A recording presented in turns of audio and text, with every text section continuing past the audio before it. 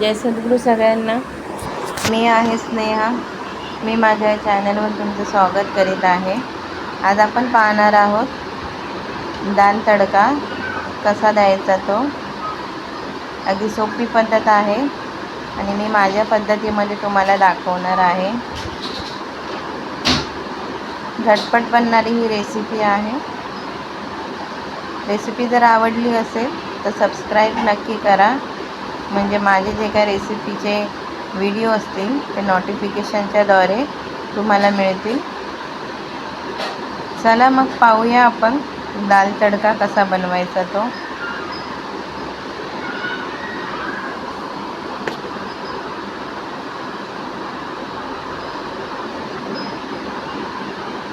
इथे मी 1 वाटी डाळ घेतली आहे. अर्धी वाटी इतकी मसूरची डाळ आहे आणि पावणा वाटी इतकी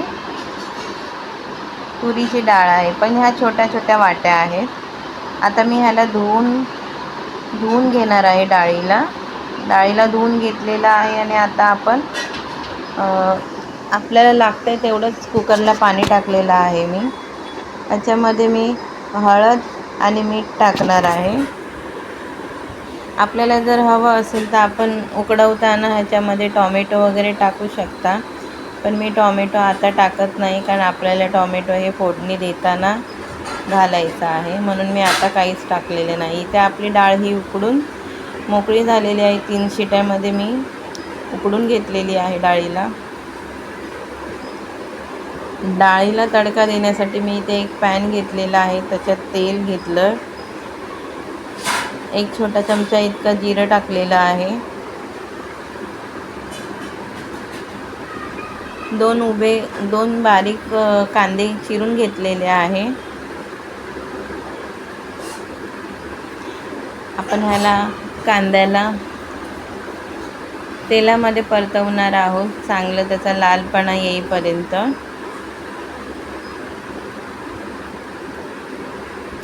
हॉटेलमध्ये जशी आपली दाल तडक्याची ही रेसिपी असते त्याच पद्धतीमध्ये आज आपण पाहणार आहोत.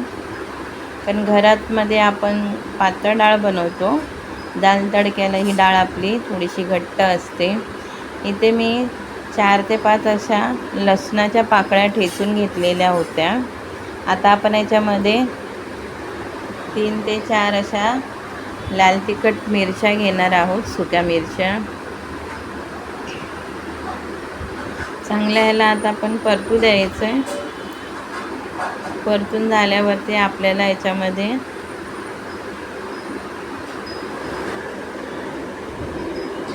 हिंग टाकायचं आहे. हिंग हे डायजेस्ट होण्यासाठी चांगलं असतं. थोडासा जर तुम्हाला 3 ते 4 इतका ओवा जर ठेचून टाकायचा असेल तरी हरकत नाही, आणि जर कोणाकडे असतील हिंग तर तुम्ही टाकू शकता. पण हिंग ही डाळीला एक प्रकारचं चव पण चांगली देते, स्वाद पण चांगला येतो आणि डायजेस्ट होण्यासाठीही चांगलं असतं. मी इथे एक टॉमॅटो बारीक कापून घेतलेला आहे. हे आपल्या सगळ्या मिश्रणाला आपण तेलामध्ये चांगलं भाजणार आहोत. तुम्ही पाहू शकता इथे आपला कांदा आणि टॉमॅटो चांगला परतून निघालेला आहे.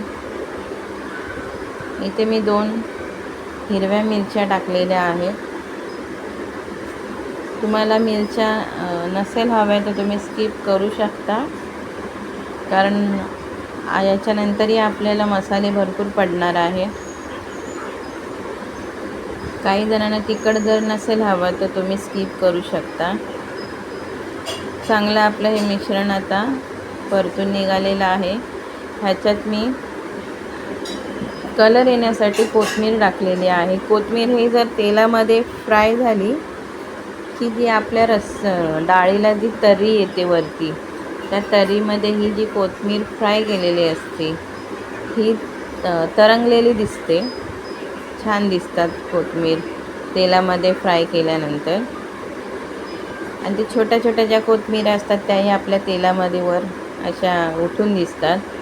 इथे मी मसाले टाकलेले आहे. 1.5 चमचा इतकी लाल तिखट टाकलेली आहे.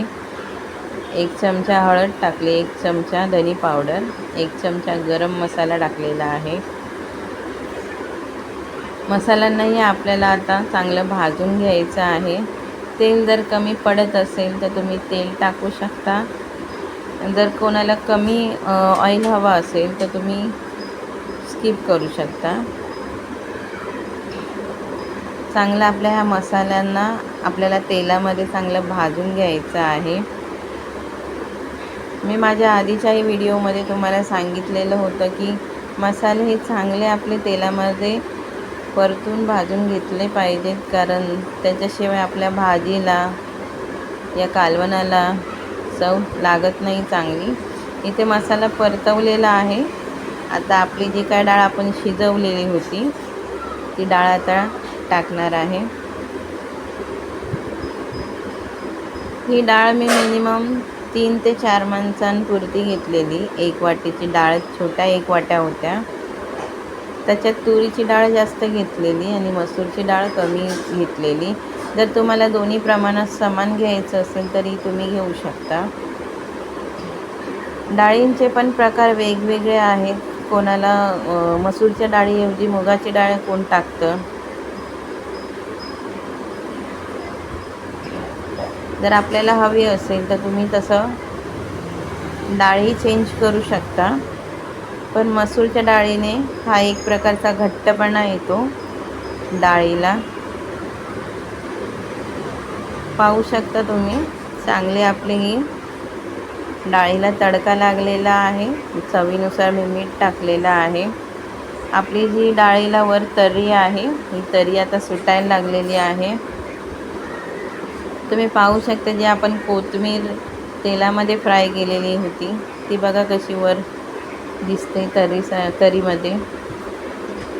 इथे मी थोडंसं पाणी टाकलेलं होतं म्हणून हे असं दिसायला लागलं आहे तुम्हाला, कारण का ती डाळ आपली जी तडका दिलेला त्या डाळीला चांगला आपला मसाला लागायला हवा आहे म्हणून. इथे मी अर्धी छोटी वाटी इतकं आमचूर टाकलेला आहे, कारण भरपूर असं तिखटपणा आपल्या डाळीला पडलेला आहे. त्याच्यामुळे आमचूर हा तिखटपणा थोडा कमी करू शकतो. चवीनुसार मी वरून परत कोथिंबीर टाकलेली आहे.